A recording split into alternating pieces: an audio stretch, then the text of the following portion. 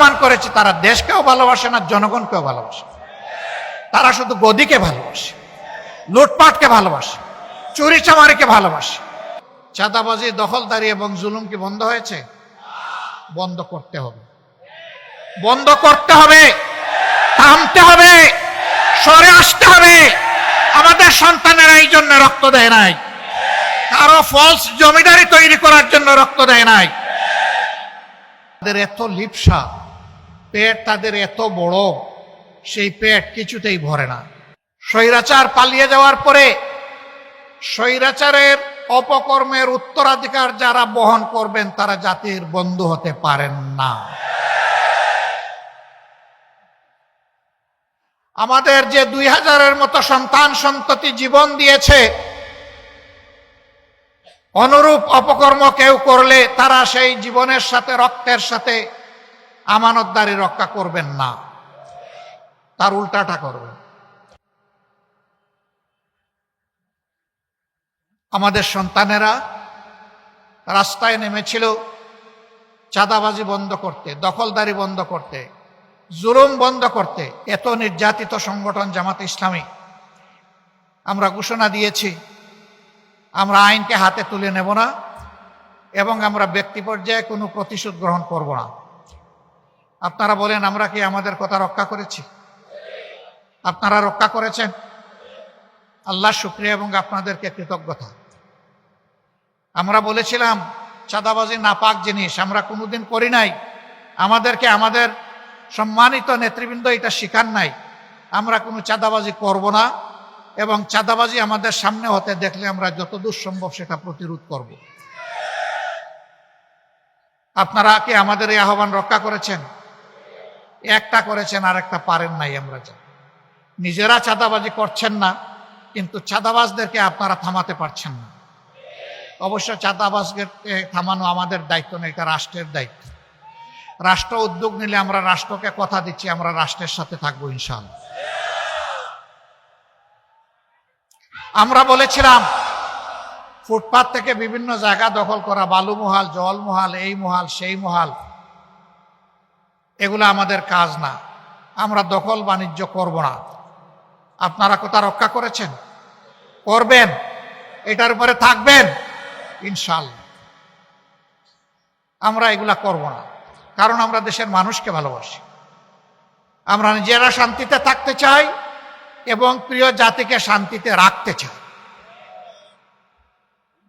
শান্তিতে থাকতে হলে, রাখতে হলে এগুলা করা যাবে না।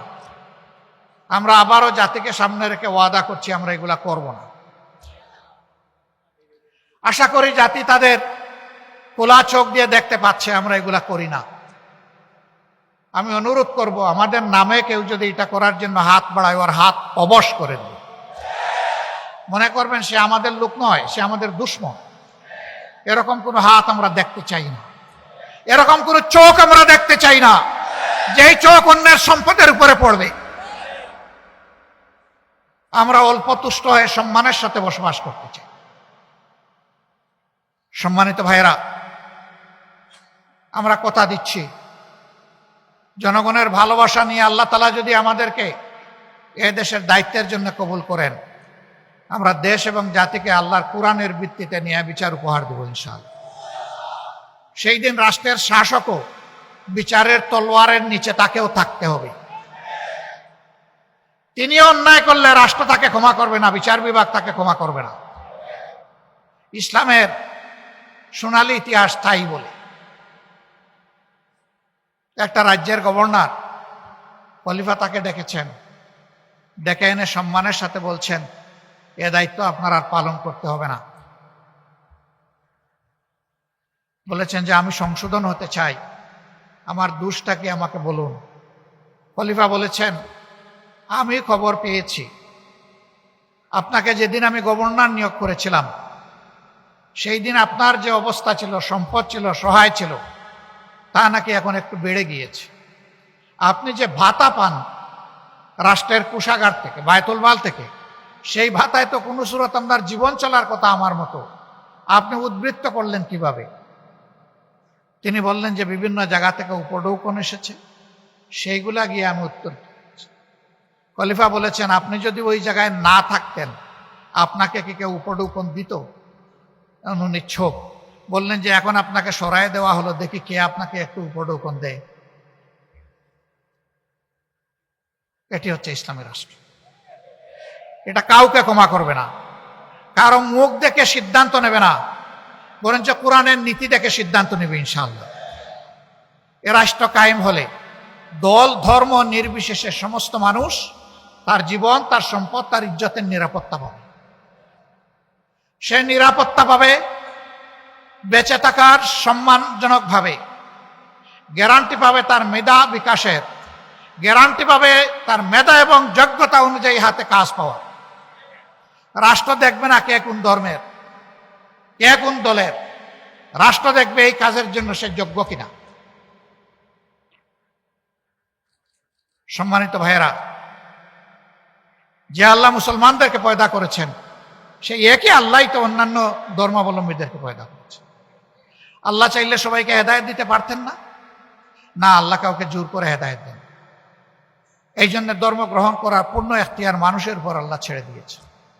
ভালো মন্দের বিধান স্পষ্ট করে দিয়েছেন, বাইয়ানা করে দিয়েছেন, উজ্জ্বল এবং জাইয়ানা করে দিয়েছেন। ওস্তাদ হিসাবে নবী পয়গম্বর পাঠিয়েছে, এরপরে মানুষকে স্বাধীনতা দিয়েছে যে ভালো মনে করবে সে তাই গ্রহণ করবে, যারা করবে না তাদের উপর আল্লাহ নিজেও জোর জবরদস্তি করবেন। তবে গ্রহণ করার পুরস্কার আর না করার শাস্তি আল্লাহ তাও জানিয়ে দিয়েছে। আপনার রাষ্ট্র আপনারা কায়েম করার ওয়াদা দিচ্ছেন, এরকম সুন্দর সুন্দর ওয়াদা তো ক্ষমতায় যাওয়ার আগে সবাই দেয়, কিন্তু ক্ষমতায় গেলে যে ভুলে যায়। আপনারা যে ভুলবেন না তার গ্যারান্টি কি? এ প্রশ্ন তো আসতেই পারে, আসতে পারে না? হ্যাঁ, গ্যারান্টি আছে। গ্যারান্টি আগামীর নয়, গ্যারান্টি যেটা হয়ে গেছে ওইটা দিয়েই প্রমাণ করতে হয়। 53 বছরের স্বাধীন বাংলাদেশের ইতিহাসে দুইজন মন্ত্রী এমন ছিলেন, তাদের অসংখ্য শত্রু ছিল, আদর্শিক শত্রু। মিথ্যা অপবাদ দিয়েছে, গালিগালাজ করেছে, মিথ্যা অভিযোগে ফাঁসিও দিয়েছে। কিন্তু এই তিনজন তিনটা মন্ত্রণালয়ে যখন দায়িত্ব পালন করেছেন, তারা মাইক্রোস্কোপ টেলিস্কোপ দিয়ে কোনো অপরাধ অথবা কোনো দুর্নীতি আবিষ্কার করতে পারেননি। এই দুইজনের 4 হাতের 20 আঙ্গুল ছিল পরিচ্ছন্ন, স্বচ্ছ, জর্জর। কোরআনের কর্মী যারা বনে তাদের চরিত্র এমনই হয়। আমরা যেহেতু কোরআনকে নিয়েই, আমরা নই, আমরা আল্লাহর কোরআনকে রাষ্ট্রের সংবিধান হিসাবে প্রতিস্থাপন করতে চাই। এই জন্য এই রাষ্ট্রের খাদেম যারা হবে, আলহামদুলিল্লাহ তাদের হাতও আল্লাহ তাআলা এইভাবে পরিচ্ছন্ন রাখার ব্যবস্থা করবেন। আমরা আল্লাহর কাছে সেই সাহায্য চাই। আমরা কথা দিচ্ছি, যদি আল্লাহ তাআলা এই দায়িত্ব আমাদেরকে দেন, আমরা সেবক হব, মালিক হব না। আমরা হব আল্লাহর গোলাম আর জনগণের সেবক। আমরা আল্লাহ ছাড়া এই রাষ্ট্রে কাউকে ভয় করব না, এবং এই রাষ্ট্রের জনগণকে আল্লাহ ছাড়া কাউকে ভয় করতে হবে না। অমুক এসে জাপটা মারবে, তমুক এসে দখল করবে, অমুক আমাদের ঘাড়ে ধরবে, অমুক আমাদের মাথার উপরে উঠবে, এ রাষ্ট্রের নাগরিকদেরকে এই ধরনের দুশ্চিন্তা করতে হবে না। কারণ আল্লাহ যাদের পক্ষে থাকেন, আল্লাহ নিজেই বলছেন যে রাব্বুল আলামিন কি করবেন? তিনি মৌলা হিসাবে যথেষ্ট। হাসবুনাল্লাহু নি'মাল ওয়াকিল। এই রাষ্ট্রের তত্ত্বাবধায়ক হবেন তিনি। নি'মাল মৌলা, অভিভাবক হবেন তিনি। নি'মান নাসির, যা প্রয়োজন সব কিছু তার সাহায্যে কমপ্লিট হবে এবং তিনিই তা পূরণ করবেন। আল্লাহ বলেছেন আসমান এবং জমিন দুইটাকে উর্বর করে দেওয়া হবে এই রাষ্ট্রের জন্য। মদিনায় সেই রাষ্ট্রই কায়েম হয়েছে। এই রাষ্ট্রের সুফল সমস্ত দুনিয়া ভোগ করেছিল। এই জন্য দুনিয়ার রাষ্ট্র ব্যবস্থার ইতিহাসে মদিনার রাষ্ট্রকে চ্যালেঞ্জ করার মতো শক্তি আজও কারো হয়নি। মুহাম্মদুর রাসূলুল্লাহ সাল্লাল্লাহু আলাইহি সাল্লামকে 2 নম্বরে এখনো কেউ নিতে পারেনি। যখন মহামানবদের তালিকা তৈরি করেছে বিভিন্ন ধর্মের লোক, গবেষক, চিন্তাবিদ, রাষ্ট্রবিজ্ঞানী, এই নামটাকে 1 নম্বরে রাখতে হয়েছে। বিশাল রাজ্যের শাসক হিসাবে আল্লাহ রসুলের পরে হযরতে ওমরকে সবাই স্মরণ করে, এবং এই লেসন সকল দেশের পাঠ্যপুস্তকে থাকে, বিশেষ করে শাসকদের জন্য এবং সামরিক বাহিনীর জন্য। কেন?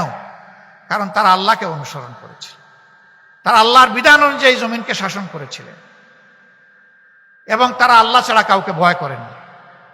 ইনশাআল্লাহ বাংলাদেশও আল্লাহ ছাড়া কাউকে ভয় করবে না। আমরা আমাদের প্রতিবেশীদেরকে ভালো অবস্থায় দেখতে চাই, এবং আমরা নিজেদেরকেও এর চেয়ে ভালো অবস্থায় দেখতে চাই। কারণ আমি আমার দেশকে ভালোবাসি এই কারণে যে আমার আল্লাহ আমাকে এইখানে পয়দা করেছে। তবে আমার প্রতিবেশীকে ভালোবাসি এই কারণে যে আল্লাহ তাকে আমার প্রতিবেশী বানিয়ে দিয়েছে। আমরা কোনো প্রতিবেশীর হক নষ্ট করতে চাই না, কোনো প্রতিবেশীর প্রতি অন্যায়ের হাত বাড়াতে চাই না, জুলুমের হাত বাড়াতে চাই না, সন্ত্রাসের হাত বাড়াতে চাই না। এটা আমরা একেবারেই অপছন্দ করি যে কেউ যেন আমাদের দিকেও হাত না বাড়ায়। আমরা এটা বরদাস্ত করিনি, আমরা এটা বরদাস্ত করছি না, আমরা এটা বরদাস্ত করব না। একটাই দল যারা কখনো কোনো অন্যায়ের কাছে সামান্য কোনো কম্প্রোমাইজ করে নাই, মাথা নত করে। কেন? যারা শুধু আল্লাহর সামনে সেজদা দেয়, রুকু করে, তারা আর কারো সামনে মাথা নত করতে জানে না। প্রিয় ভাইরা, এই যে এত বড় কথাগুলা বলছি, এগুলা কে রক্ষা করবে? আল্লাহ সাহায্য করবেন, কিন্তু রক্ষা করতে হবে আপনাদেরকে, আমাকে। পারবেন এই আমানতের দায়িত্ব নিতে? পারবেন এই কথা জানান দিতে যে আমরা দুনিয়ায় বুক বিলাসী নই, বরঞ্চ ত্যাগী হব, দেশ জাতি এবং আল্লাহর জন্য, আল্লাহর দিনের জন্য ত্যাগ করব। বুকের ক্ষেত্রে আমাদের চোখ থাকবে নিচের দিকে, উত্তম কাজের জন্য আমাদের চোখ থাকবে ঊর্ধ্ব দিকে। আমরা পারবো? পারবো? দুর্বল ইনশাআল্লাহ? আবার বলুন, আমরা পারবো? হ্যাঁ, ইনশাআল্লাহ। কে ক্ষমতা দিলে আমরা পারবো ইনশাআল্লাহ।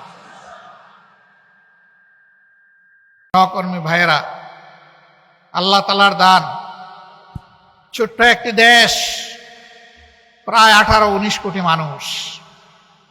এত ছোট দেশে এত মানুষ, দুনিয়ার কথাও নেই। কিন্তু এটাও ঠিক, যেই দেশের 1 ইঞ্চি জমি এমন নেই যেখানে আল্লাহ নিয়ামত দান করেননি। জমির উপরিভাগ সবুজ, নিচে আল্লাহ তাআলা দিয়েছেন খনিজ সম্পদ, পানিতে আল্লাহ সম্পদ দান করেছেন, পানির নিচেও আল্লাহ খনিজ সম্পদ দান করেছেন। এমন সুষম দেশ দুনিয়ার বুকে খুব কমই আছে। বহু দেশ আমাদের চাইতে 20-30 গুণ বড়, কিন্তু সেখানে হাজার হাজার মাইল মরুভূমির পর মরুভূমি। একটা গাছ ফলাতে হলে তাদেরকে অনেক পরিশ্রম করতে হয়, অনেক বিনিয়োগ করতে হয়। আর বাংলাদেশে পাখি আমাদের ফলের বীজ খায়, ফল খায়, আস্তে করে বীজটা ছেড়ে দেয়, সেখান থেকে গাছ। এরকম একটি সম্ভাবনার বাংলাদেশ 53টি বছর এক এক করে চলে গেল 72-এর পরে, আবার এর আগে 23টি বছর চলে গেল 47-এর পরে।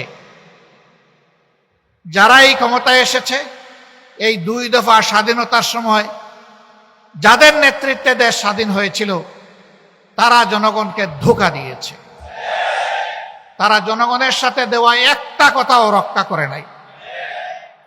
তারা জনগণের সেবক হওয়ার কথা বলে জনগণের মালিক এবং জমিদার হয়ে বসেছিল। বিশেষ করে এই 17.5 বছর, 2 বছরের ধারাবাহিকতায় পরবর্তী 15.5 বছর যারা দেশকে শোষণ করেছে, নির্যাতন করেছে, মানুষের উপর জুলুম করেছে, সম্পদ লুণ্ঠন করেছে, যারা খুন করেছে, গুম করেছে, আয়নাঘর তৈরি করেছে, মানুষের ইজ্জত লুণ্ঠন করেছে, এরা দেশকে গুরুস্থান কিংবা শ্মশানে পরিণত করেছে। তারা বলতো তাদের আমলে দেশে নাকি শান্তি বিরাজ করছে। আমরা তখনও বলেছি, হ্যাঁ, এই শান্তি হচ্ছে কবরস্থানের শান্তি। কবরস্থানে সমস্ত মৃত মানুষের নিবাস, ওখানে কারো কণ্ঠ শোনা যায় না। অর্থাৎ তারা মানবতাকে হত্যা করে শান্তি কায়েম করেছিল। মানুষের সম্পদ চুরি করে লুণ্ঠন করে বিদেশে তারা কাড়ি কাড়ি টাকা জমিয়েছে। তার চাঁদাবাজি, দখলদারি এবং জুলুম কি বন্ধ হয়েছে? বন্ধ করতে হবে, বন্ধ করতে হবে, থামতে হবে, সরে আসতে হবে। আমাদের সন্তানেরা এই জন্য রক্ত দেয় নাই, কারো ফলস জমিদারি তৈরি করার জন্য রক্ত দেয় নাই। চাঁদাবাজি এবং দখল বাণিজ্যের চাইতে ভিক্ষা করা উত্তম। ভিক্ষায় কোনো দোষ নাই। আপনি মানুষের কাছে চাইবেন, আল্লাহ মানুষের অন্তরে দয়া পয়দা করে দিবেন, মানুষ আপনার দিকে হাত বাড়িয়ে দিবে। ভিক্ষা করা না জায়েজ নয়। যদি কেউ লোভের বশবর্তী হয়ে ভিক্ষুক সাজে সেটা ভিন্ন, কিন্তু প্রয়োজনের তাগিদে যদি কোনো কাজ না পেয়ে, উপার্জনের কোনো ঠিকানা না পেয়ে কেউ যদি ভিক্ষা করে, এটা কোনো দোষের কাজ নয়। আমরা আমাদের কর্মীদেরকে বলেছিলাম, আমরা সবচেয়ে বড় মজলুম সংগঠন।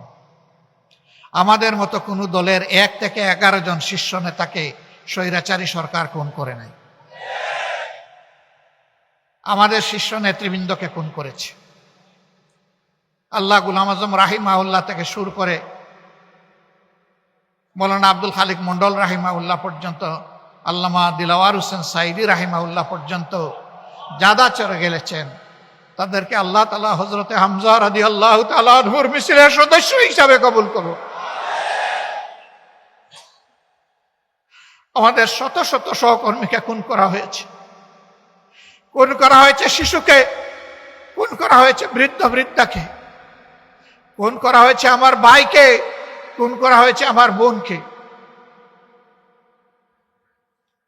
আমরা সেই মজলুম সংগঠন, অন্যায়ভাবে হিংসা করে যাদের নিবন্ধন কেড়ে নেওয়া হয়েছে, লোগো প্রতীক কেড়ে নেওয়া হয়েছে, আমরা সেই মজলুম সংগঠন, একমাত্র মজলুম সংগঠন যাদের সবগুলা অফিস কার্যত সিলগালা করে বন্ধ করে দিয়েছে।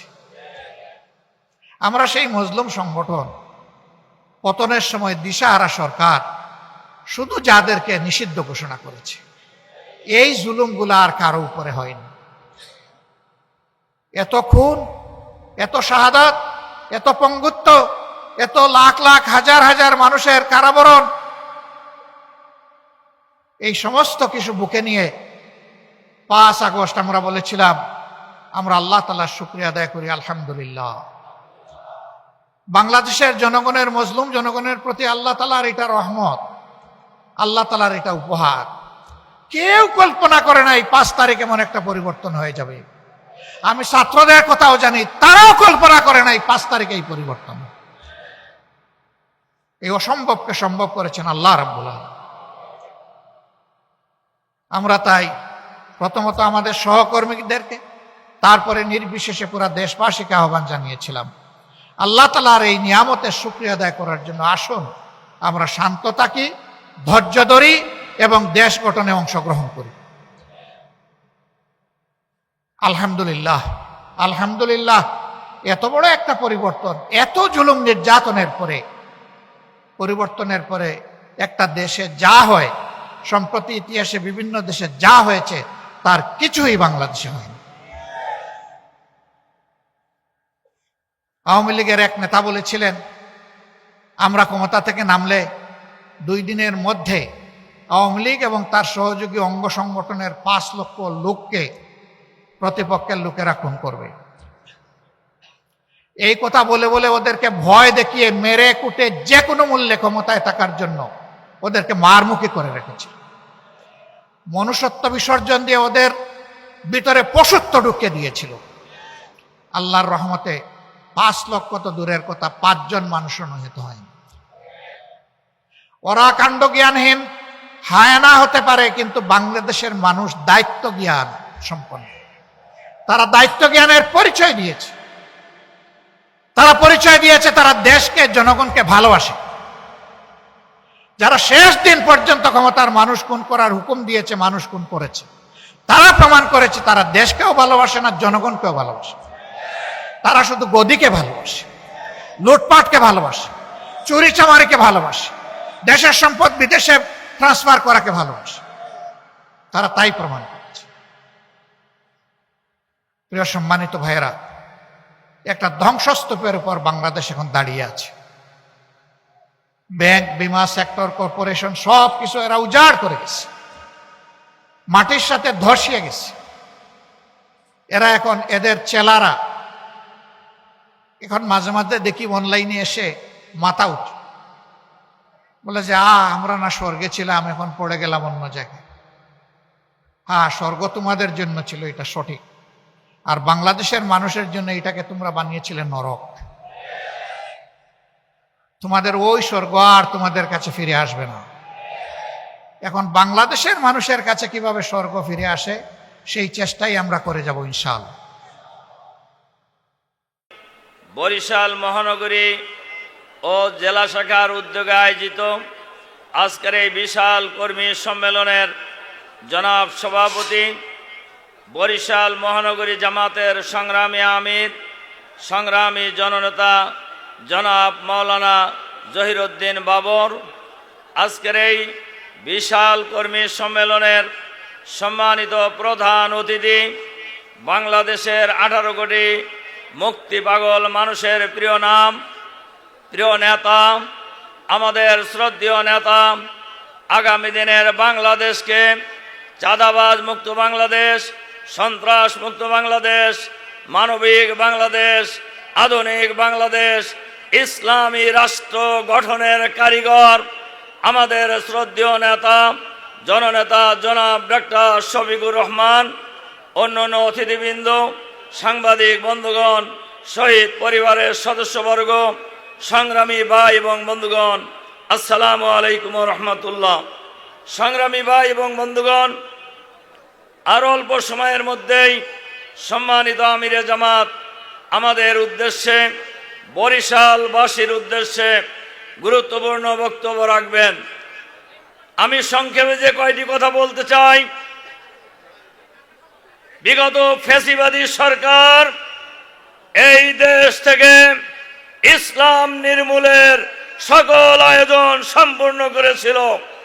সেই নির্মূলের কর্মসূচি হিসাবে জামাত ইসলামীর আমির শহীদ মাওলানা মতিউর রহমান নিজামী সহ জামাত নেতৃবৃন্দকে অন্যায়ভাবে বিচারের নামে তামাশা করে, নাটক মঞ্চস্থ করে ফাঁসিতে ঝুলিয়ে হত্যা করা হয়েছে, কিন্তু ইসলাম নির্মূল করা সম্ভব হয় নাই।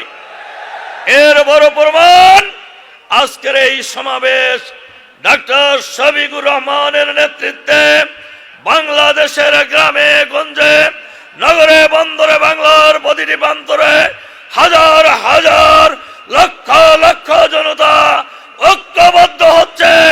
মাওলানা নিজামী, মাওলানা আল্লামা দেলোয়ার হোসেন সাইদিদের স্বপ্ন বাংলাদেশকে আগামী দিনে ইসলামের বাংলাদেশে পরিণত করা, সেই লক্ষ্যে আন্দোলন চলছে।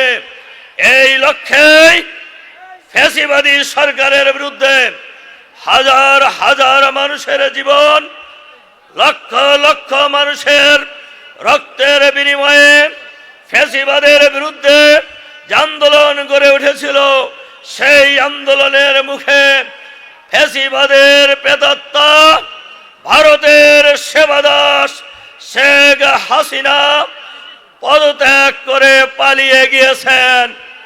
আমরা বলতে চাই, এই দেশের সবচাইতে মজলুম দল জামাত, কিন্তু জামাতের নেতাদেরকে ফাঁসি দেওয়া হয়েছে, কিন্তু আমরা দেশ থেকে পালিয়ে যাই নাই। আপনারা কেন পালিয়ে গেলেন? তার কারণ আপনারা জানেন, আপনারা বড় অপরাধী, আপনারা গণহত্যাকারী। আমরা আজকের এই সমাবেশে সরকারের কাছে আহ্বান জানাতে চাই, অবিলম্বে সকল গণহত্যাকারীদের বিচারের মুখোমুখি করে, আইনের মাধ্যমে বিচার করে শাস্তি দিতে হবে, ফাঁসি দিতে হবে তাদেরকে। আমরা আজকের এই সমাবেশে আহ্বান জানাতে চাই, ফ্যাসিবাদের ষড়যন্ত্র বন্ধ হয় নাই, কিন্তু ষড়যন্ত্রকারীদেরকে বলতে চাই, ফ্যাসিবাদ আর এই বাংলাদেশে প্রতিষ্ঠিত হইতে দেওয়া হবে না। কোন ফ্যাসিবাদকে ফিরে আসতে দেওয়া হবে না। কোন ফ্যাসিবাদকে বাংলার মাটি দেওয়ার নতুন করেও প্রতিষ্ঠিত হতে দেওয়া হবে না ইনশাআল্লাহ। আমরা সরকারের কাছে আহ্বান জানাতে চাই, ফ্যাসিবাদের দোসর প্রশাসনের ভিতরে বাইরে যত রয়েছে তাদেরকে অবিলম্বে চিহ্নিত করে গ্রেপ্তার করে বিচারের আওতায় নিয়ে আসতে হবে। আমরা সরকারের কাছে আহ্বান জানাতে চাই, আওয়ামী লীগের আমলে 2 কোটি ভুয়া ভোটার তালিকা করা হয়েছে। আপনারা এদেরকে কিভাবে বাদ দিবেন? আপনারা যেভাবে ভোটার তালিকা করছেন, এই পদ্ধতিতে ভোটার তালিকা করলে 2 কোটি ভুয়া ভোটার আপনারা কিভাবে বাদ দিবেন? কাজেই আমি আজকের এই সমাবেশে আহ্বান জানাতে চাই, ফ্রেশ ভোটার তালিকা করতে হবে। জনগণের ভোটঘাত এখন প্রায় 20 বছর হলো বাংলাদেশের মানুষ নতুন ভোটার হতে পারে নাই। সংগ্রামী ভাই এবং বন্ধুগণ, আসুন আগামী দিনে বাংলাদেশে আমাদের নেতা ডক্টর শফিকুর রহমানের নেতৃত্বে আমরা বাংলাদেশকে আগামী দিনে চাঁদাবাজ মুক্ত, সন্ত্রাস মুক্ত, নৈরাজ্য মুক্ত, দখলবাজ মুক্ত, আধুনিক মানবিক ইসলামী রাষ্ট্র কায়েমের যে জোয়ার তৈরি হয়েছে, সেই জোয়ারকে আরো বেগবান করে বাংলাদেশের মাটিতে আগামী দিনে যে স্লোগান উঠেছে, সব দল দেখা শেষ, এবার দেখব জামাত ইসলামী বাংলাদেশ। এই স্লোগানকে বাস্তবে রূপায়ণের জন্য আজকের এই ঐতিহাসিক কর্মী সম্মেলন থেকে আমরা অঙ্গীকারবদ্ধ হতে চাই, আমরা শপথবদ্ধ হতে চাই। এই বরিশাল অঞ্চল হবে আগামী দিনে ইসলামী আন্দোলনের ঘাঁটি, আগামী দিনে ইসলাম প্রতিষ্ঠার জন্য দুর্জয় কাফেলা ইনশাআল্লাহ। সেই প্রত্যয় ব্যক্ত করে আবারও আপনাদেরকে ধন্যবাদ জানিয়ে আমার বক্তব্য এখানে শেষ করছি। আল্লাহ হাফেজ। বাংলাদেশ জিন্দাবাদ, বাংলাদেশ জামাত ইসলামী জিন্দাবাদ। আসসালামু আলাইকুম ওয়া রাহমাতুল্লাহ। সংগ্রামী ভাইরা, আমরা যার জন্য দীর্ঘদিন পর্যন্ত অপেক্ষায় ছিলাম, আজকে এই সম্মেলনে দিনাজপুর জেলা কর্তৃক আয়োজিত আজকের এই বিশাল সম্মেলনের জনাব সভাপতি, বাংলাদেশ জামাত ইসলামীর কেন্দ্রীয় মজলিস শুরার সদস্য, দিনাজপুর জেলার সংগ্রামী আমির অধ্যক্ষ আনিসুর রহমান, আজকের এই বিশাল কর্মী সম্মেলনের প্রধান অতিথি বাংলাদেশ জামাত ইসলামীর সম্মানিত আমির, এই নতুন বাংলাদেশ দখল, সন্ত্রাস, ছাদাবাদ মুক্ত, আধিপত্যবাদ মুক্ত, মানবিক এবং সম্প্রীতির বাংলাদেশ গড়ার সিফাসালার আমির জামাত ডাক্তার শফিকুর রহমান, আজকের এই সম্মেলনে উপস্থিত জামাত ইসলামীর সর্বপর্যায়ের নেতৃবৃন্দ, ভিন্ন ধর্মাবলম্বীর সম্প্রদায়ের নেতৃবৃন্দ, সাংবাদিক বন্ধুগণ এবং এই বিশাল কর্মী সম্মেলনে আগত সংগ্রামী কর্মী ভাই ও বোনেরা, আজকের এই সম্মেলন বাংলাদেশের রাজনৈতিক প্রেক্ষাপটে, পরিবর্তিত প্রেক্ষাপটে অনুষ্ঠিত হতে যাচ্ছে। দিনাজপুরের ঐতিহাসিক গড়ের শহীদ এই ময়দানে আজকের এই সম্মেলন করতে পারে আল্লাহ তাআলার শুকরিয়া আদায় করছে, আলহামদুলিল্লাহ।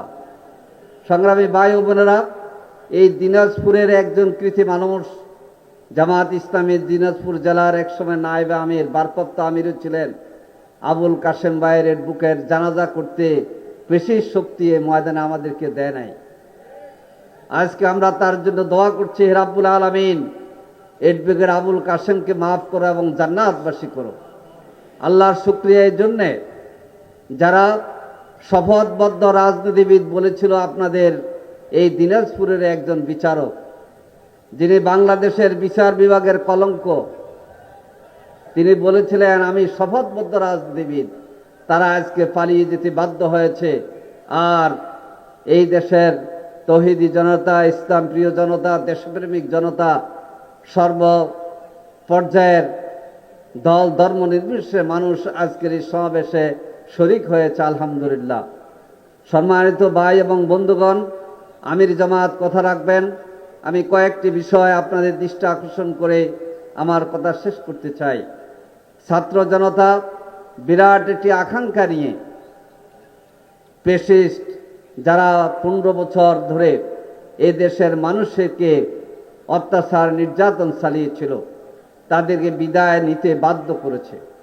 আজকে আমাদের সকলকে ঐক্যবদ্ধ থাকতে হবে। আমরা যারা রাজনীতি করছি, ছাত্র জনতার ঐক্যবদ্ধ যে আন্দোলনের মুখে দিয়ে আওয়ামী ফেসির বিদায় হয়েছে, কোনো রাজনৈতিক দল এমন কোনো কথা বলা উচিত নয় যাতে করে ফেসিস্টরা উৎসাহিত হয়, ছাত্র জনতার আকাঙ্ক্ষা ব্যাহত হয়। আজকে বিভাজন নয়, বরং যারা পালিয়ে গিয়েছে তাদের বিরুদ্ধে ঐক্যবদ্ধ থেকে আগামী নির্বাচনের মধ্য দিয়ে এই দেশে রাজনীতি করার, মানুষকে জুলুম নির্যাতন যে তারা করেছিল, এই বিষয়ে জাতীয় ঐক্য আরও সুদৃঢ় করতে হবে আমাদেরকে। সংগ্রামী ভাই ও বন্ধুগণ, এই নির্বাচনের জন্য জামায়াত ইসলামের পক্ষ থেকে পিআর পদ্ধতি, যেটাকে বলা হয় আনুপাতিক বা সংখ্যাবাদিক নির্বাচন পদ্ধতির প্রস্তাব আমরা করেছি। কারণ আমরা মনে করি বাংলাদেশের সংসদে সকল দল, সকল মত, শ্রেণী পেশার মানুষের প্রতিনিধিত্ব থাকা দরকার।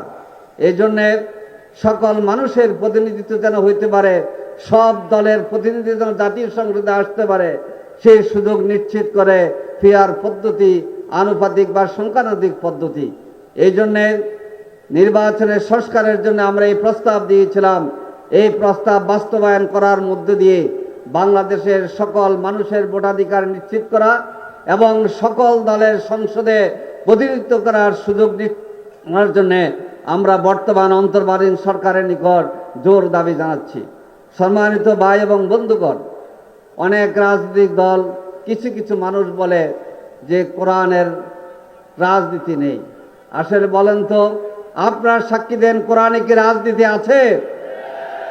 হ্যাঁ, কোনো রাজনৈতিক দল যদি কোরআনের রাজনীতিকে পছন্দ না করেন, সেটা যদি আপনাদেরকে দুর্নীতি আর চাঁদাবাজিতে উৎসাহিত করে, পছন্দ নাই করতে পারে, কিন্তু কোরআনের রাজনীতি নেই এই কথা বলার সুযোগ নাই।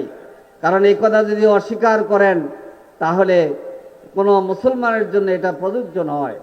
এই জন্যে বাংলাদেশ জামায়াত ইসলামী কোরআনের আলোকে সাম্য, মানবিক বাংলাদেশ গড়ে তুলতে চায়, ইনসাফের বাংলাদেশ গড়ে তুলতে চায়, দুর্নীতিমুক্ত বাংলাদেশ গড়ে তুলতে চায়, সাদাবাজ মুক্ত বাংলাদেশ গড়ে তুলতে চায়, আধিপত্যবাদ মুক্ত বাংলাদেশ গড়ে তুলতে চায়, সাম্প্রদায়িক নয় সম্প্রীতির বাংলাদেশ গড়ে তুলতে চায়, যেখানে দল ধর্ম নির্বিশেষে সকল মানুষের অধিকার নিশ্চিত হবে ইনশাআল্লাহ। সংগ্রামী ভাই ও বন্ধুগণ, আজকের এই কর্মী সম্মেলনে ভাই এবং বোনদের কাছে আমরা আবেদন রাখতে চাই, বিগত 15 বছরে আমাদের 11 জন শীর্ষ নেতা সহ শত শত নেতা এবং কর্মী জীবন দিয়েছে। এই দেশের বিভিন্ন রাজনৈতিক দলের অসংখ্য নেতাকর্মী জেল খেটেছে, জুলুমের শিকার হয়েছে, আয়নাঘরে জীবন কাটিয়েছে, গুম এবং খুনের শিকার হয়েছে। এর মাধ্যমে অর্জিত আমাদের এই নতুন স্বাধীনতা, আমাদের এই নতুন বাংলাদেশ। তাই আসুন আমরা ঐক্যবদ্ধভাবে একটি মানবিক বাংলাদেশ গড়ার ক্ষেত্রে অতীতে আমরা জুলুম নির্যাতন সহ্য করেছি, বর্তমান প্রেক্ষাপটে ঐক্যবদ্ধভাবে ডাক্তার শফিকুর রহমানের নেতৃত্বে নতুন মানবিক বাংলাদেশ গড়ার ক্ষেত্রে আমরা সীসাডালা প্রাচীরের মতো এগিয়ে যাব ইনশাআল্লাহ। আগামী দিনের বাংলাদেশ হবে ইসলামের বাংলাদেশ। আগামী দিনের বাংলাদেশ হবে সকল ধর্ম এবং সকল দলের মানুষ যেন ইনসাফ পেতে পারে সেটার বাংলাদেশ। আগামী দিনের বাংলাদেশ হবে সকল নাগরিকের স্বাধীনভাবে চলাফেরা করার এবং ইনসাফপূর্ণ অধিকার পাওয়ার বাংলাদেশ। এই জন্য আসুন কোনো একটি দলের কর্তৃত্ব প্রতিষ্ঠা করার জন্যই এই দেশের ছাত্র জনতা জীবন দেয় নাই। আসুন ন্যায় এবং ইনসাফ প্রতিষ্ঠা করার মধ্য দিয়ে বৈষম্যমুক্ত বাংলাদেশের আকাঙ্ক্ষা আমরা বাস্তবায়ন করে নিশ্চিত করি। আল্লাহ হাফেজ। বাংলাদেশ জিন্দাবাদ। বাংলাদেশ জামাত ইসলামী জিন্দাবাদ।